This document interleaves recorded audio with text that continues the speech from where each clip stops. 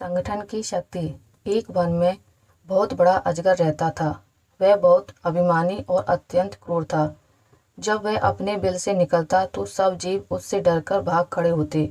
उसका मुंह इतना विकराल था कि खरगोश तक को निगल जाता था। एक बार अजगर शिकार की तलाश में घूम रहा था। सारे जीव तो उसे बिल से निकलते देखकर ही भाग चुके थे।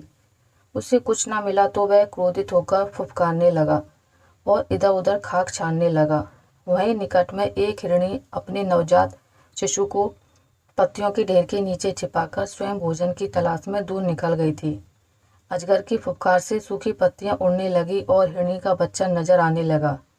अजगर की नज़र उस पर पड़ी। हिरणी का बच्चा उस भयानक जीव को देखकर इतना डर गया कि उसके मुंह से चीख तक ना निकल पाई।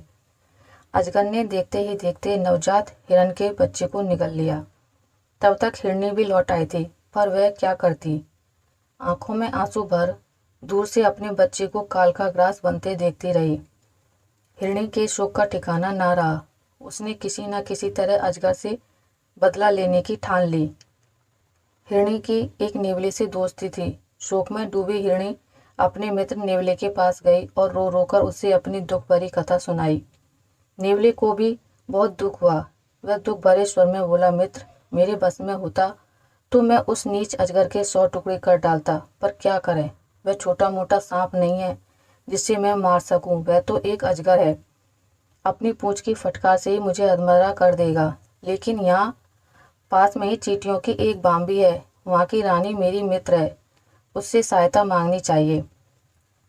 हिरणी निराश स्वर में विलाप किया, पर जब तुम्हारे जितना बड़ा जीव उस अजगर का कुछ बिगाड़ने में समर्थ नहीं है तो वह छोटी सी चींटी क्या कर लेगी। नेवले ने कहा, ऐसा मत सोचो। उसके पास चींटियों की बहुत बड़ी सेना है। संगठन में बड़ी शक्ति होती है। हिरणी को कुछ आशा की किरण नजर आई। नेवला हिरणी को लेकर चींटी रानी के पास गया और उसे सारी कहानी सुनाई। चींटी रानी ने सोच विचार कर कहा, हम तुम्हारी सहायता करेंगे। हमारी बाम्बी के पास एक संकरीला नुकीले पत्थरों भरा रास्ता है। तुम किसी तरह उस अजगर को उस रास्ते से आने पर मजबूर करो। बाकी काम मेरी सेना पर छोड़ दो। नेवले को अपने मित्र चींटी रानी पर पूरा विश्वास था, इसलिए वह अपनी जान जोखिम में डालने पर तैयार हो गया। दूसरे दिन नेवला जाकर सांप के बिल के पास अपनी बोली बोलने लगा। अपने शत्रु की बोली सुनते ही अजगर क्रोध में भरकर अपने बिल से बाहर आया। नेवला उसे संकरे रास्ते वाली दिशा में दौड़ा। अजगर ने पीछा किया। अजगर रुकता तो नेवला मुड़कर उसे ललकारता और अजगर को गुस्सा दिलाकर फिर पीछा करने पर मजबूर करता। इसी प्रकार नेवले ने उसे संकरीले रास्ते से गुजरने पर मजबूर कर दिया। नुकीले पत्थरों से उसका शरीर छिलने लगा। जब तक अजगर उस रास्ते से बाहर आया तब तक उसका काफी शरीर छिल गया था और जगह जगह से खून टपक रहा था। उसी समय चींटियों की सेना ने उस पर हमला कर दिया। चींटियां उसके शरीर पर चढ़कर छिले स्थानों के नंगे मांस को काटने लगी।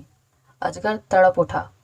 अपना शरीर पटकने लगा, जिससे और मांस छिलने लगा और चींटियों को आक्रमण के लिए नए नए स्थान मिलने लगे।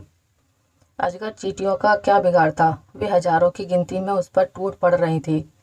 कुछ ही देर में क्रूर अजगर ने तड़प तड़प कर दम तोड़ दिया। तो दोस्तों, आपको मेरी ये वीडियो कैसी लगी मुझे कमेंट करके ज़रूर बताइएगा।